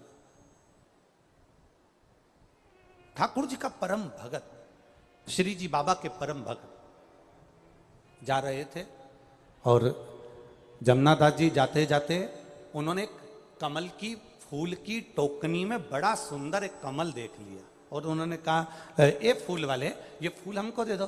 कितने का है? फूल वाले ने कहा, ये 5 आने का है, 5 रुपए का। अपन अपनी भाषा में लो, 5 रुपए का। 5 रुपए का? हाँ, ये फूल हमको दे दो, सरकार ले लो। इतने में जमनादास जी फूल ले रहे थे। नगर का सेठ यवन राज निकल कर जा रहा था। यमन राज जब निकल कर जा रहे थे तो उन्होंने उस फूल को देखा, कितना सुंदर फूल है। जमनादास जी फूल ले रहे हैं ठाकुर जी के चरणों में चढ़ाने के लिए, जमनादास जी फूल ले रहे हैं श्री जी बाबा के चरणों का श्रृंगार करने के लिए। यमन राज ने फूल देखा और फूल लेने का विचार करा, कितना सुंदर फूल है, मैं जा रहा हूं वेश्या के घर, अगर वेश्या के जूड़े में ये फूल लगेगा तो वेश्या खुश हो जाएगी। यमन राज ने फूल वाले को रोका, तुम्हारे हाथ में जो फूल है तुम ये जमनादास को दे रहे हो, ये फूल कितने का है? अब फूल वाले ने सोचा कि सेठ जी आया है फूल लेने के लिए तो फूल की कीमत तो बढ़ेगी। आप प्रैक्टिकल करके देखना, पैदल सब्जी लेने जाना, भिंडी 10 रुपए किलो मिल जाएगी, साइकिल से जाना 11 रुपए किलो, मोटरसाइकिल से जाना 15 रुपए किलो, 4 व्हीलर से सब्जी वाले के सामने नीचे उतरना, बढ़िया डेंटिंग मेंटिंग करके और फिर सब्जी वाले से पूछना भिंडी क्या रुपए किलो है, तो 20 रुपए किलो हो जाएगी। बोलो सही है कि गलत है? ये तुम्हारी गाड़ी की कीमत बढ़ी है, ये तुम्हारी गाड़ी की कीमत बढ़ी है। अब वो जो फूल था, फूल वाले ने कह दिया ये फूल 10 रुपए का है। 10 रुपए का? हाँ। यमन राज ने कहा लाओ ये फूल हमें दो। जमनादास जी ने हाथ जोड़कर कहा, देखो फूल वाले भैया, माली दादा, ये फूल तो मैंने हृदय से ठाकुर जी को दे दिया है, अब ये फूल आप मुझे दे दो। इतने में फूल वाले से यमन राज कहते हैं कुछ भी हो जाए ये फूल मुझे दे दो। जमनादास जी ने कहा फूल की कीमत 10 रुपए, मैं देने को तैयार हूं, फल फूल ठाकुर जी के चरणों में जाए। यमन राज ने कहा फूल की कीमत 20 रुपए देता हूं, इस फूल को मैं वेश्या के जूड़े में जड़ूंगा। 20 रुपए का फूल हो गया, माली प्रसन्न हो गया। 5 रुपए का फूल 20 रुपए का हो गया। जमनादास जी ने कहा मैं 40 रुपए दे दूंगा, फूल मेरे ठाकुर जी के लिए दो। यमन राज ने कहा अरे जमनादास, अपनी हैसियत देखकर बात करो, तुम्हारे घर में खाने के लाले पड़ते हैं और तुम फूल की कीमत 40 रुपए लगा रहे हो। जमनादास जी ने कहा सरकार, ये कीमत फूल की नहीं है, ये कीमत मेरे श्री जी बाबा के चरणों की है, ये कीमत कोई सहज नहीं है हमारा। यमन राज ने कहा फूल की कीमत 80 रुपया। जमनादास जी ने फूल की कीमत लगा दी 100 रुपया। यमन राज ने फूल की कीमत लगा दी 200 रुपया। जमनादास जी ने फूल की कीमत लगा दी 400 रुपया। लगाते लगाते फूल की कीमत पहुंच गई, जमनादास ने लगा दी 50,000 रुपए। यमन राज ने मन में विचार करा, यदि 1 लाख रुपए का एक फूल खरीद कर एक वेश्या को दूंगा तो 1 लाख में 10 वेश्या मेरे घर पर आ जाएगी। क्यों फालतू का पैसा बर्बाद करूं? 50,000 रुपए फूल के लगाए। जमुना दास जी के पास धन नहीं था, बहन के घर गए, जीजी मेरे पास में धन नहीं, फूल मेरे ठाकुर के चरणों को देना है, कुछ कृपा कर दे। तब बहन ने कहा भैया ये पूरी जायदाद तेरी है, मैं अब भी खड़े दम बेच देती हूँ। पूरी जायदाद बेचकर 50,000 रुपए जमुना दास जी को दिए। जमुना दास जी ने वो फूल खरीदा, ठाकुर जी के चरणों में ले जाकर रखा। जैसे ही श्री जी बाबा के चरणों में ले जाकर रखा, ठाकुर जी का मुकुट जमीन पर गिर गया। जमीन पर जैसे ही मुकुट जमीन पर गिरा, जमुना दास जी की आंखों में जल भर गए और जमुना दास जी रोते हुए ठाकुर जी से पूछने लगे, श्री जी बाबा, ओ ठाकुर, क्या मेरा फूल पसंद नहीं आया? ठाकुर जी कहते हैं, जमुना दास, इस फूल के आगे ये हीरे का मुकुट हल्का लग रहा था, इसलिए फेंक दिया, इसलिए फेंक दिया। ठाकुर जी ने अपने हाथ से फूल उठाया और अपने हस्त कमल पर धारण करा। आज भी नाथद्वारा के श्री जी बाबा का जब दर्शन करोगे, पूरे शरीर पर तुम्हें कोई फूल नजर आए ना आए, ठाकुर जी का जो हस्त कमल ऊपर रहता है, आज भी जमुना दास का फूल उस हाथ पर रखा जाता है, जमुना दास जी के भाव से रखा जाता है। आज भी श्री जी बाबा के हस्त कमल पर एक फूल रखा जाता है, जो जमुना दास जी ने दिया था, वो फूल उस भाव से रखा जाता है। एक फूल, अब हम अंदाजा लगा लें जरा।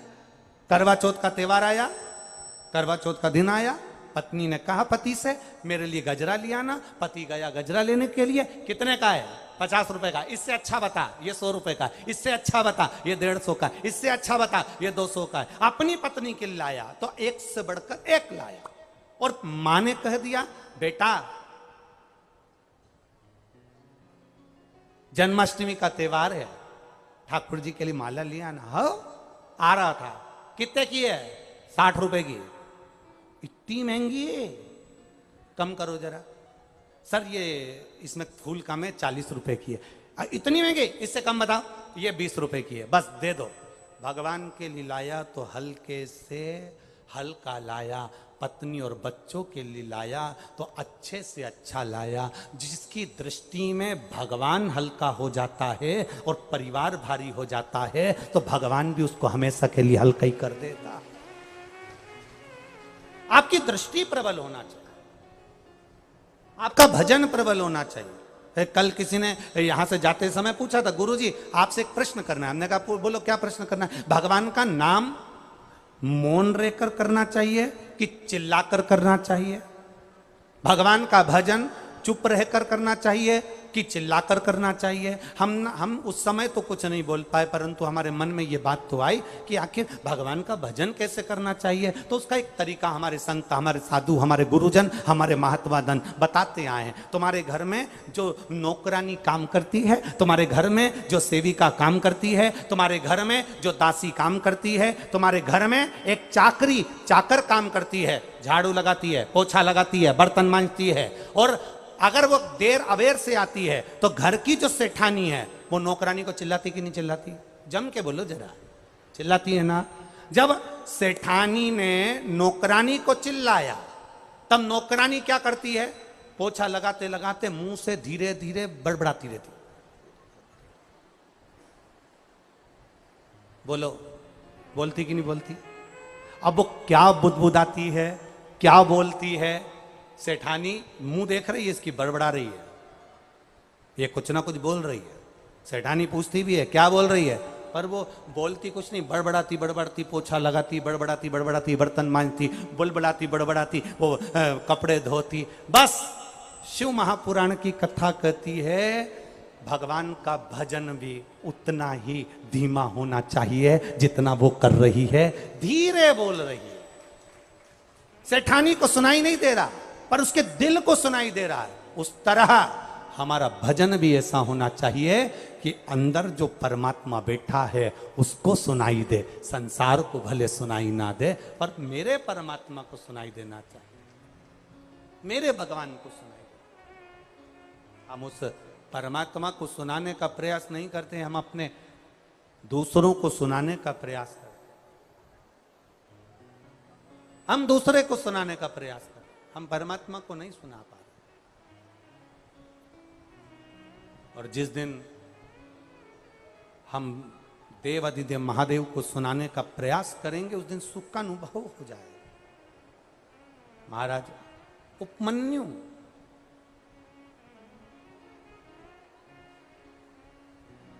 मामा जी के यहां रह रहा है।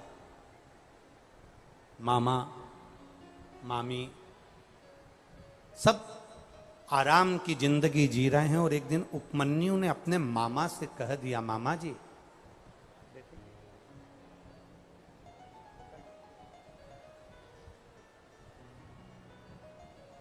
बोल स्वामी जी सरकार की।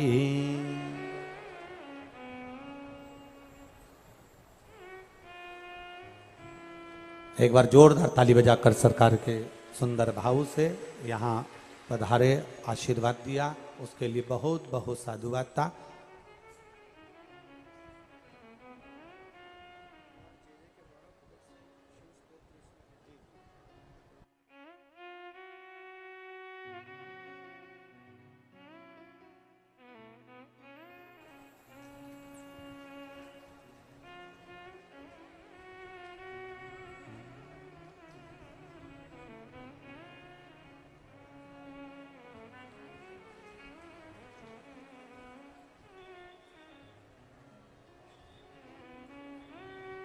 बोल सर्वेश्वर भगवान की।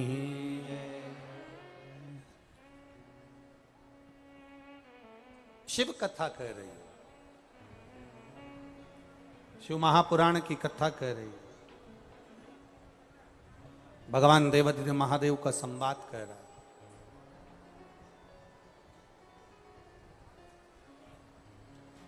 तेरे डमरू की धुन सुन के मैं काशी नगरी आई हूँ। तेरे डमरू की धुन सुन के मैं काशी नगरी आई हूँ। तेरे डमरू की धुन सुन के मैं काशी नगरी आई हूँ। तेरे डमरू की धुन सुन के मैं काशी नगरी आई हूँ। मैं काशी नगरी आई हूँ।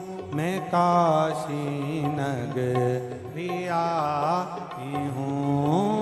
काशी नगरी सब गाइए। आई हूँ।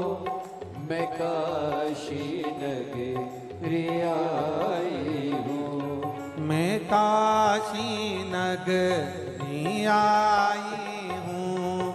मैं काशी नगरी आई हूँ। मैं काशी नगरी आई हूँ। मैं काशी नगरी आई हूँ। मेरे बोले ओ बम बोले मैं काशी नगरी आई हूँ। मेरे भोले ओ बम भोले मैं काशी नगरी आई हूँ। तेरे डमरू की धुन सुन के मैं काशी नगरी आई हूँ। तेरे डमरू की धुन सुन के मैं काशी नगरी आई हूँ। बड़े भाव से ताली सेवा देते हुए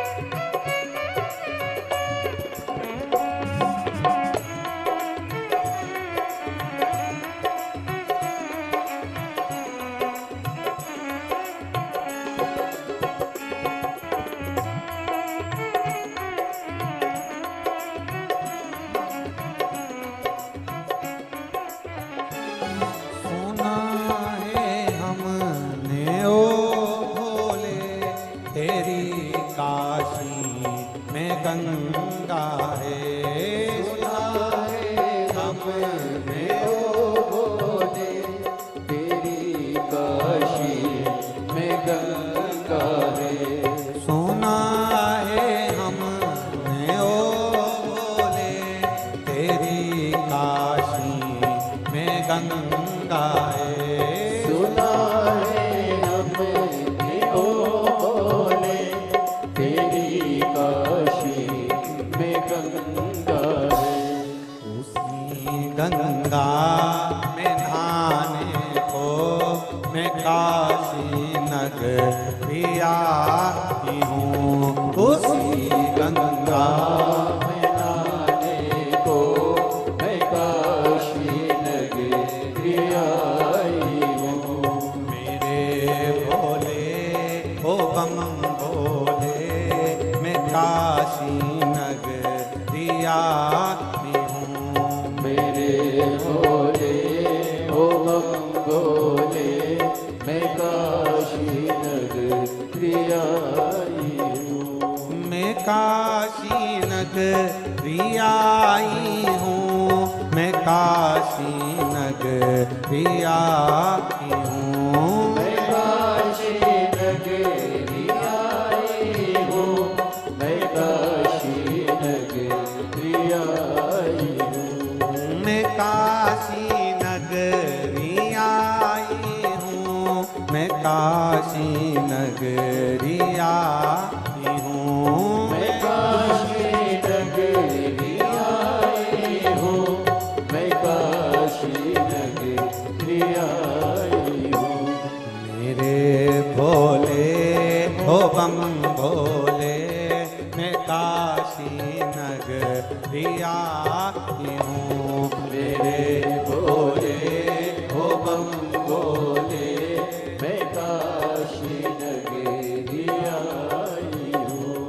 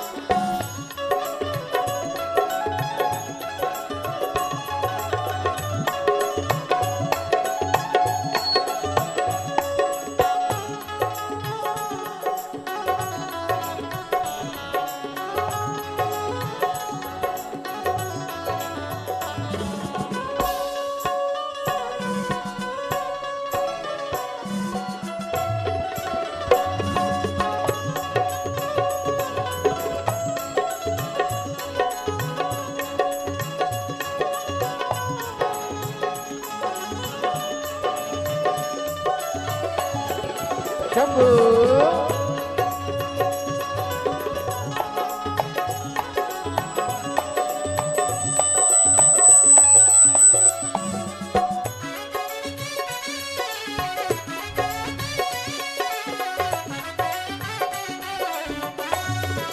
हरि बोल।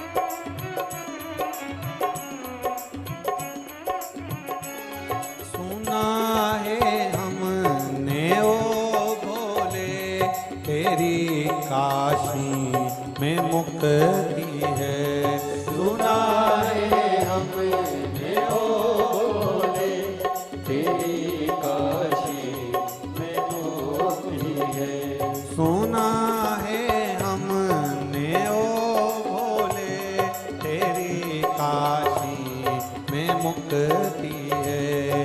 सुना है हमने ओ बोले तेरी काशी में मुक्ति है।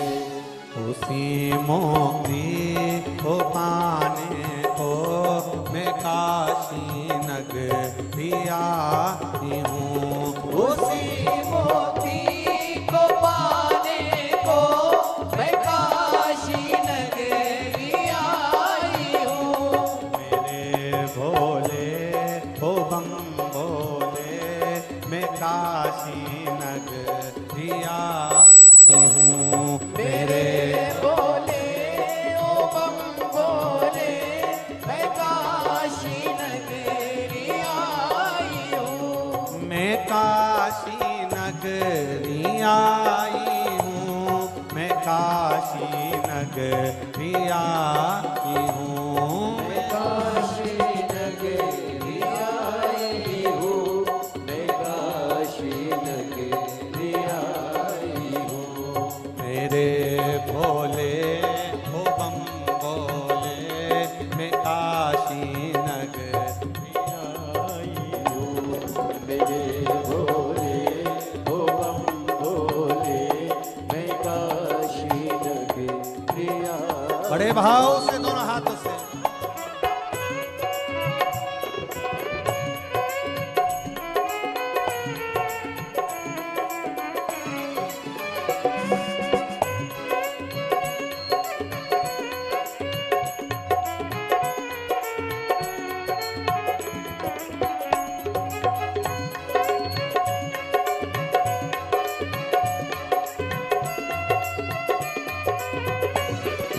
बोले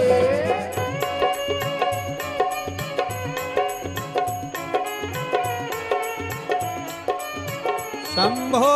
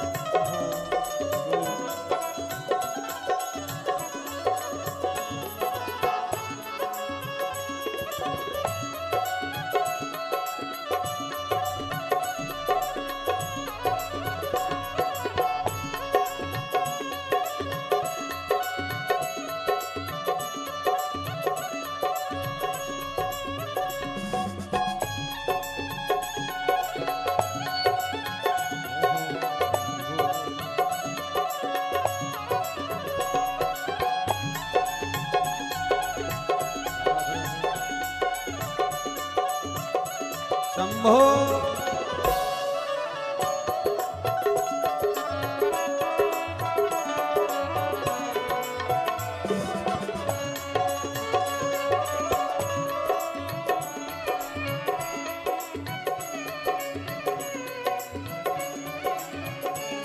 सुना है हमने ओ भोले तेरी काशी में गौरा है। सुना है हमने ओले तेरी काशी में गौरा है। सुना है हमने ओ भोले तेरी काशी में गौरा है। सुना है हमने ओले तेरी काशी में गौरा है।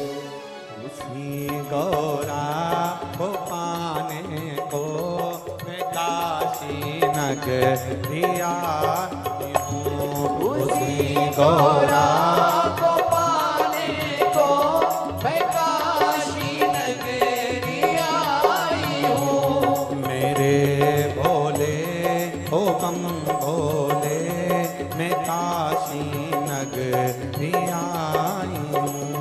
मेरे भोले हो बम भोले, मैं काशी नगरी आई हूँ। मैं काशी नगरी आई हूँ। मैं काशी नगरी आई हूँ। मैं काशी नगरी आई हूँ। मैं काशी नगरी आई हूँ। हर हर महादेव। आज सोमवार की अष्टमी है, सावन का महीना है। जहां जगह मिले वहां बैठकर बाबा से दिल से प्रार्थना करना, विश्वास के साथ में बाबा से कहना, गला पकड़ना है। विश्वास के साथ में बाबा से निवेदन करना, विनती करना, बाबा से प्रार्थना करना।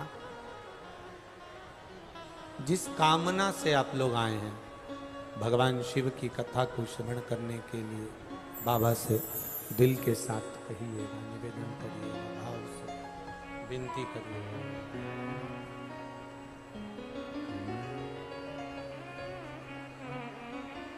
श्री शिवाय नमस्तुभ्यं। श्री शिवाय नमस्तुभ्यं। श्री शिवाय नमस्तुभ्यं। श्री शिवाय नमस्तुभ्यं। श्री शिवाय नमस्तुभ्यं। भोला सब दुख काटो मारा, ओ भोला सब दुख काटो मारा। शिव शंकर जपो तेरी माला, भोले बाबा जपो तेरी माला। भोला सब दुख काटो मारा, ओ भोला सब दुख काटो मारा। वेश मंगल मंगलकारी, वेश मंगल मंगलकारी। शमशान वासी हमारा, शमशान वासी हमारा। ओ भोला सब दुख काटो मारा, ओ भोला सब दुख काटो मारा। शिव कथा कहती है, उपमन्यु अपने मामा मामी के यहाँ रह रहा है, पर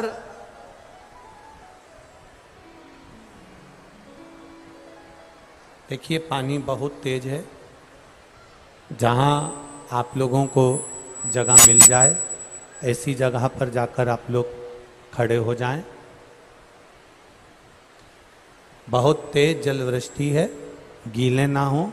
जहाँ जगह मिल जाए आप लोगों को ऐसी जगह पर आप लोग, स्वच्छ जगह पर, गीले ना हो, इसी जगह चले जाए। उपमन्यु मामा मामी के पास रह रहा है, अपने मामा मामी के घर पर रह रहा है। मामा मामी सुख की जिंदगी जी रहे हैं, खुश होकर जिंदगी जी रहे हैं। और उपमन्यु की आंख में जल भरा। नैनों में जल आ गया उपमन्यु। शिव कथा कहती है, भगवान शंकर का संवाद कर रहा है, शिव महापुराण का चरित्र कर रहा है।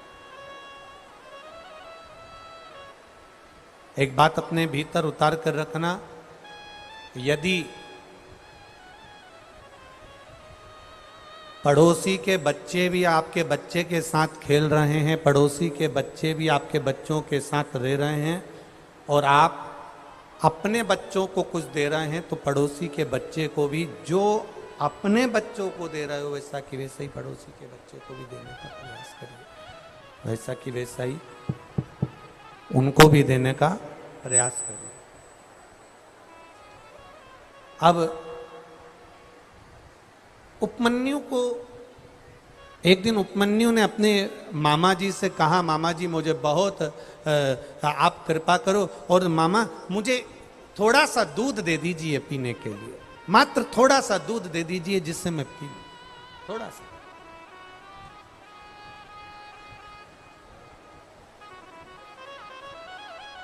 मामा थोड़ा सा दूध दे दीजिए। बार बार उपमन्यु दूध मांग रहा, बार बार मांग रहा। अब इतने में उपमन्यु की मां उपमन्यु को देखी कि ये दूध मांग रहा है पर इसको मामा मामी दूध नहीं दे पा रहे हैं, तो मां ने अपने बेटे से कहा कि देख,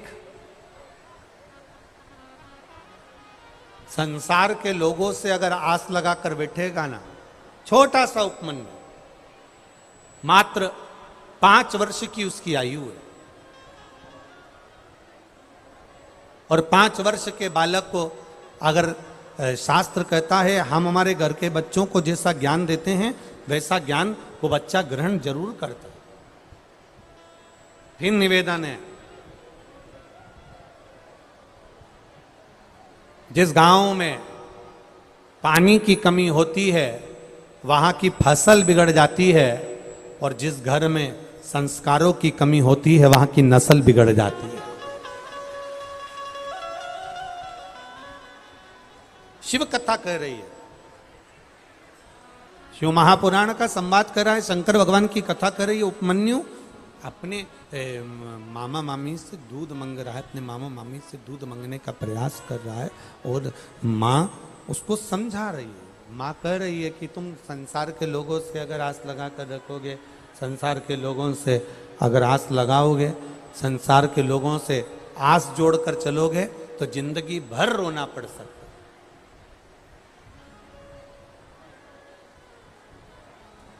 हम भी आपसे कहेंगे, दुनिया से आस लगाने से अच्छा है, दुनिया से मांगने से अच्छा है। शिव महापुराण की कथा कहती है कि एक बार देवादिदेव महादेव के चरणों में जाकर बैठकर उससे मांग कर देखना, वो दुनिया का सारा सुख प्रदान कर देगा। एक पत्र आया है, देखिए।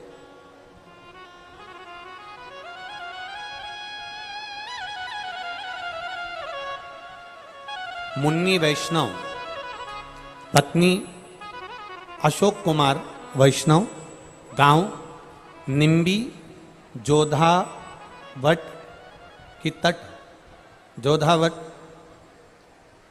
लाडनू जिला, नागौर। मेरा मोबाइल नंबर ये है, कहीं बैठी हो तो हाथ हिला सकती हैं। आप ही हैं, ऐसा हाथ हिला दो एक बार। मैं मुन्नी वैष्णव, पत्नी, एक बार वापिस हाथ हिलाइए, पत्नी अशोक कुमार वैष्णव, गांव निम्बी, जोधावट, लाडनू जिला, नागौर। गुरुदेव, एक लोटे जल का मैं क्या वर्णन करूं। मेरा पुत्र हार्दिक 4 साल के वर्ष है। 2022 में सितंबर में अचानक तबीयत खराब हुई और उसका पेट फूल गया। डॉक्टरों को दिखाया, पूरी जांचें करवाई बच्चे की। जब पूरी जांचें कराई बच्चे की तो मेरे बच्चे के 4थे स्टेज का कैंसर बताया। 4 साल का मेरा बेटा गुरुदेव, उससे चौथे स्टेज का कैंसर बता दिया। तब मेरी ननंद की सहेली जो सालासर आपकी कथा हुई शिव महापुराण में जाकर आई, उसने आपकी कथा के बारे में बताया। व्यासपीठ की एक बेलपत्र उसके पास में थी, उसने हमको दी और हमने अपने बच्चे को शंभु शंभु हमने बच्चे को देना चालू करी। व्यासपीठ की बेलपत्र आप कहते हो ना गुरुजी, औषधि का रूप रहती है। वो हमारे बच्चे को हमने दिया और उसकी जो कैंसर की दवाई थी उसको कुंदकेश्वर महादेव के नाम से कुंदकेश्वर महादेव के नाम से उसको खिलाना प्रारंभ करा। शिव जी को 1 लोटा जल चढ़ाते, बेलपत्री उठाकर लाते, उसको देते।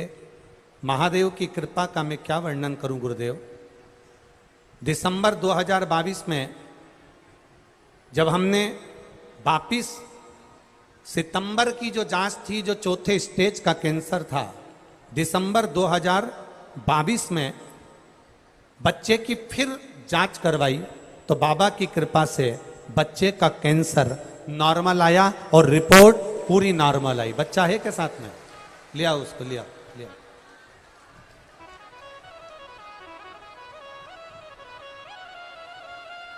गुरुदेव, मेरा 4 साल का बच्चा जिसको 4th स्टेज का कैंसर, और डॉक्टरों ने जिसका जवाब दे दिया था कि दवाई भी असर नहीं करेगी, वहां मैं इस बच्चे को लेकर आई हूं जिसको मेरे महादेव ने ठीक करा है।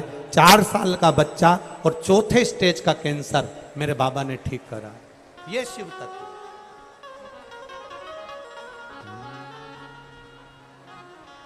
खाली ना जाता कोई दर से तुम्हारे, खाली ना जाता कोई दर से तुम्हारे,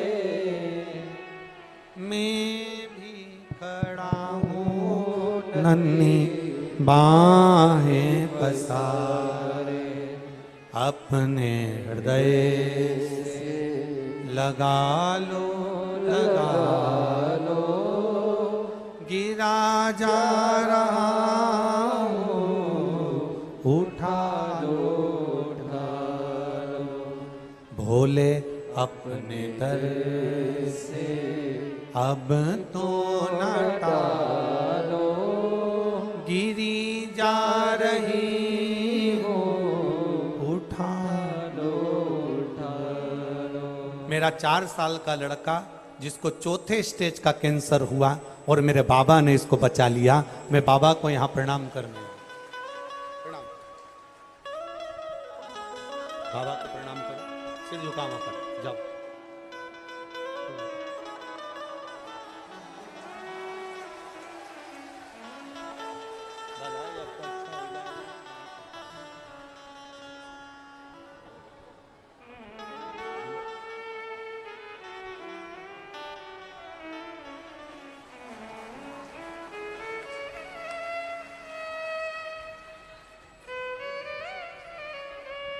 अरे लुटा दिया भंडार काशी वाले ने, कर दिया माला माल काशी वाले ने, लुटा दिया हाँ लुटा दिया, लुटा दिया हाँ लुटा दिया, वो लुटा दिया भंडार काशी वाले ने, कर दिया माला माल काशी वाले ने। वो देता है जिसने दिल से मांगा, जिसने निवेदन करा, जिसने उसकी चाकरी कर ली, जिसने उसके चरणों का स्मरण कर लिया, जिसने उसको नमन कर लिया, देता है। इन्होंने पत्र में लिखा कि डॉक्टर ने 4th स्टेज का कैंसर और वो भी कह दिया था कोई भरोसा नहीं है। गुरुजी सारी रिपोर्ट बाबा ने बदल दी और बाबा की कृपा से बाबा ने ठीक कर दिया। ये शिव तत्व योग घड़ी शंभु त्रिकालदर्शी कैलाशी अविनाशी, ये कृपा। अब क्यों ना सुने बच्चे, हम आपसे भी निवेदन करेंगे, आपसे प्रार्थना करेंगे, हम आपसे निवेदन करेंगे, प्रार्थना करेंगे, घर का एक एक बच्चा, घर का एक एक व्यक्ति शंकर के मंदिर जाना प्रारंभ करे, शिव को प्रणाम करना प्रारंभ करे, शिव को दंडवत करना प्रारंभ करे। जब हम शिवालय के अंदर प्रवेश करते हैं, ऊपर बैठे हुए रुद्रगण, भगवान शंकर के गण हमारे भीतर के पाप को, हमारे भीतर के कष्ट को, हमारे भीतर की तकलीफ को भगवान के गण खींच लेते हैं। सारी समस्या का हल। पर सावन में 1 लोटा नहीं, 2 लोटा थे। रोज बाबा की कावड़ तुम्हारे हाथ में जाना चाहिए, रोज प्रतिदिन। हमारे यहां तो हम सीवन नदी से, सीहोर से 10 किलोमीटर दूर चितावलिया, जहां कुबेर भंडारी का धाम है, कंकर शंकर की भूमि है, तो सीहोर से 10 किलोमीटर की हम भी कावड़ लेकर जाते हैं।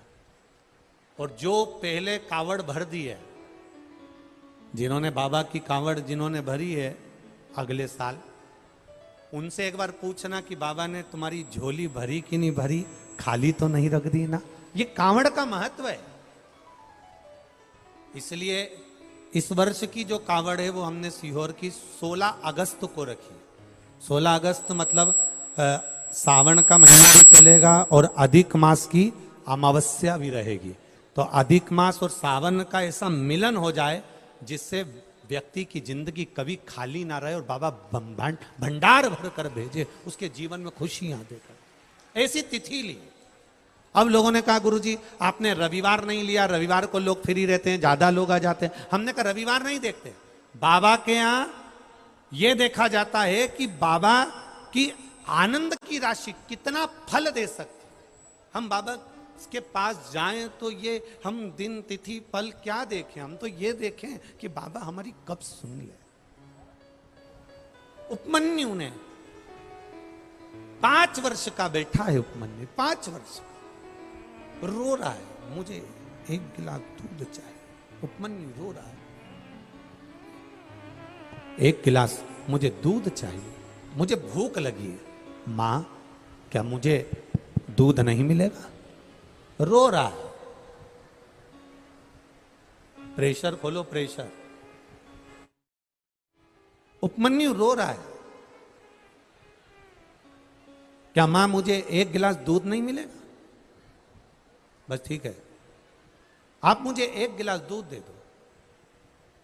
मां समझा रही अपने बेटे को, मां समझा रही अपने पुत्र को, किसी दूसरे के आश्रित मत रहना, किसी दूसरे के भरोसे मत रहना।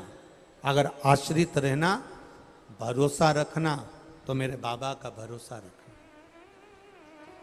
आप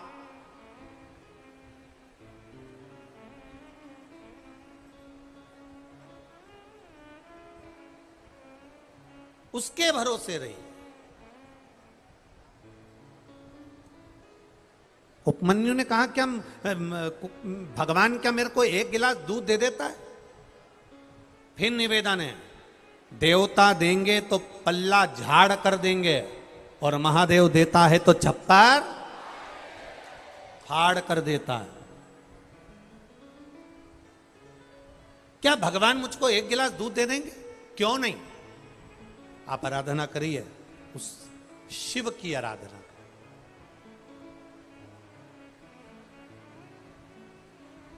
ये जो अभी कथा के बीच में ये माला पिन्हाने के लिए आए, ये फिरोजाबाद से आते हैं। हर कथा में फिरोजाबाद से 3 माला लेकर आते हैं। पहली बार जब कुबेरेश्वर धाम आए थे कथा में तब हालत कुछ थे, तो बाबा से कह कर गया था, बाबा अगर तूने मेरी पुकार सुन ली और भंडार भर दिया, कोई कथा खाली नहीं जाएगी, हर कथा में तेरी माला फिरोजाबाद से जाएगी। ये शिव है। और यहां कितने बैठे हैं, ना जाने कितने लोग बैठे हैं जिनके भीतर एक विश्वास, एक श्रद्धा, एक भरोसा, एक दृढ़ता शंकर के प्रति है, भाव जिनका जागृत है शिव के एक अड़भंग भाव के लिए, सेवा के प्रति।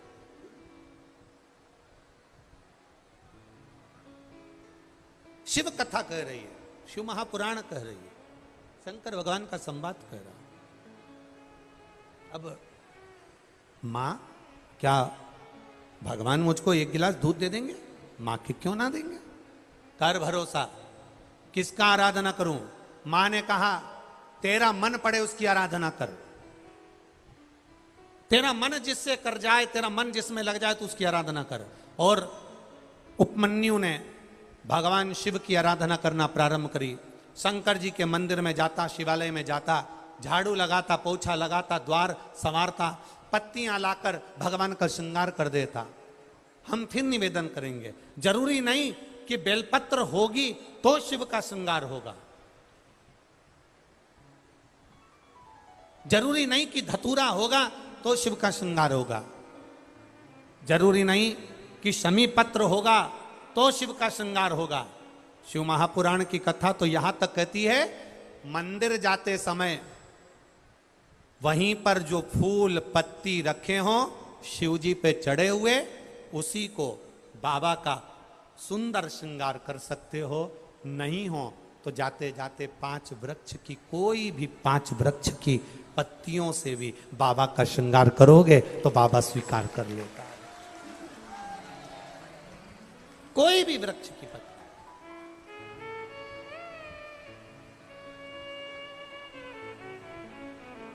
आपके पास में बेलपत्र हो चलेगी, ना हो शिव जी की लीजिए, शिव जी को चढ़ा दीजिए। समी पत्र हो चलेगी, ना है हाथ जोड़ लीजिए, बाबा को स्वीकार।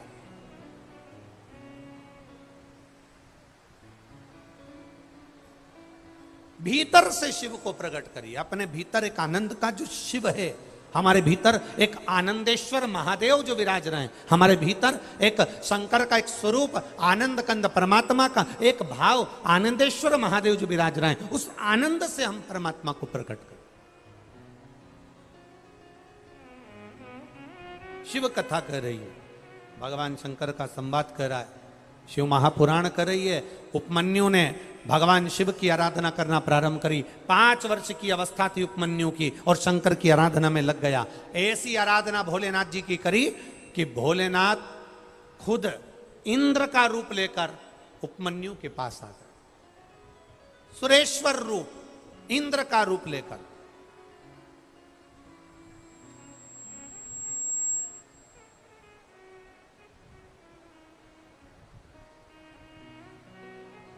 शिव जी का एक अवतार है, सुरेश्वर अवतार।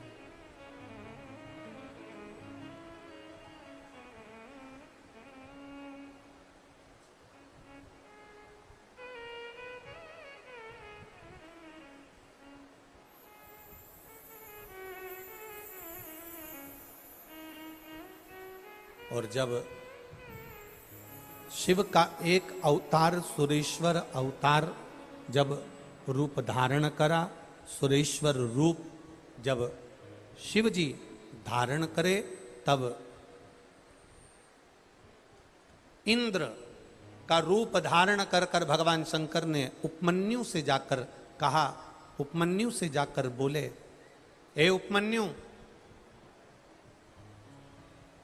कहां देवादिदेव महादेव की भक्ति में लगा हुआ है, कहां शिव की उपासना में लगा हुआ है। शंकर भगवान तो खुद कैलाश पर निवास करते हैं, शिव जी तो खुद कैलाश पर रहते हैं, उनकी कहां भक्ति में तू लगा हुआ है? छोड़ उनकी भक्ति। उपमन्यु, भगवान शिव इंद्र का सुरेश्वर रूप धारण कर कर कहते हैं अगर तुझे भक्ति करना ही है ना उपमन्यु, तो एक काम कर, मेरी स्वयं की इंद्र की भक्ति कर। अगर तू इंद्र की भक्ति करेगा तो तेरा सब कार्य सफल हो जाएगा। उपमन्यु सुनता रहा सुनता रहा सुनता रहा, पर बोला कुछ नहीं। आखिरी में उपमन्यु से भगवान शंकर जो इंद्र का सुरेश्वर रूप धारण कर कर आए थे, उन देवादिदेव महादेव ने सुरेश्वर रूप में, इंद्र के रूप में शंकर भगवान की निंदा करना प्रारंभ कर दी। खुद ने खुद की निंदा।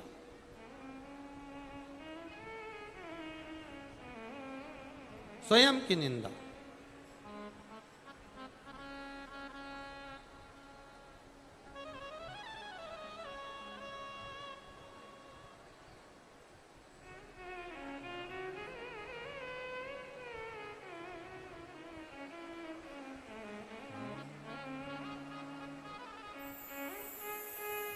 पार्वती तेरा भोला जगत में सबसे निराला है। पार्वती तेरा भोला जगत में सबसे निराला है। पार्वती तेरा भोला जगत में सबसे निराला है। आइए आज सोमवार, सोमवार की अष्टमी, सबसे निराला है। ओ सबसे निराला, सबसे निराला, सबसे निराला, सबसे निराला, ओ सबसे निराला, सबसे निराला, सबसे पार्वती तेरा भोला जगत में सबसे निराला है। पार्वती तेरा भोला जगत में सबसे निराला है। बड़े आनंद के साथ, भाव के साथ।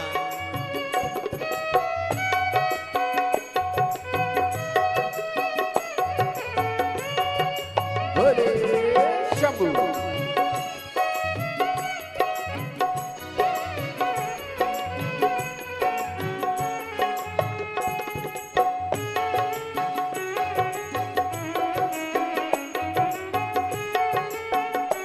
आज सोमवार की अष्टमी बड़े भाव से।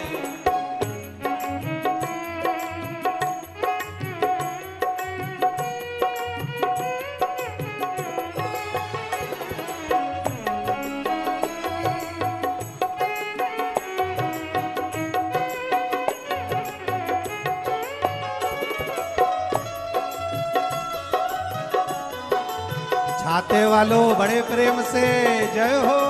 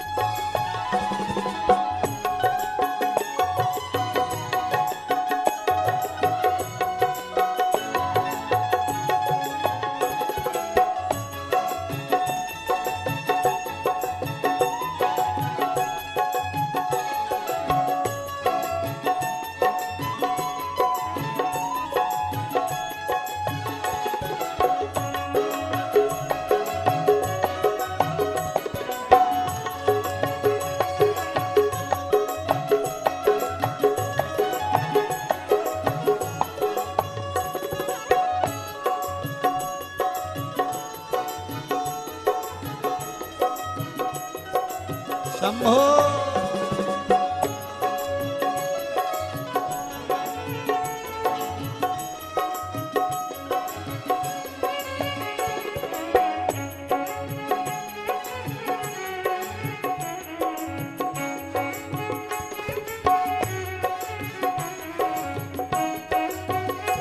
पीछे वाले भी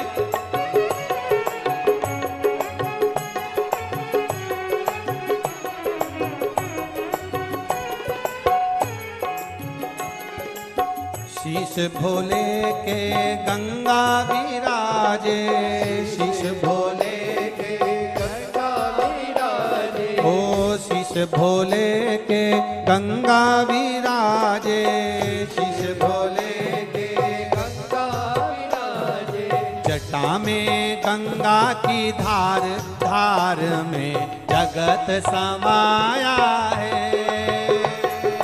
जटा में गंगा की धार, धार में जगत समाया है।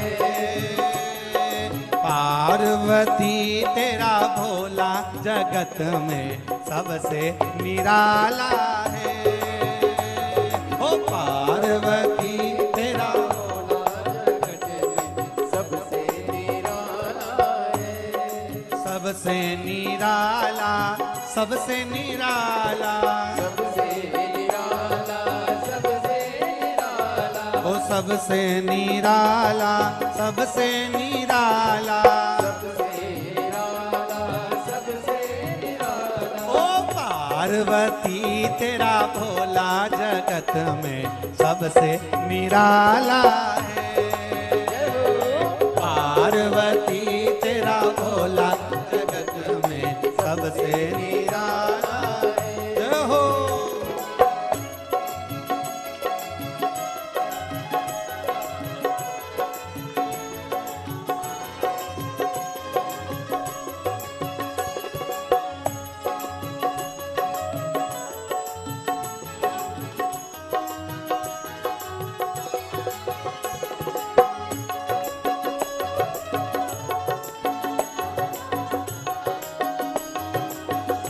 शंभो।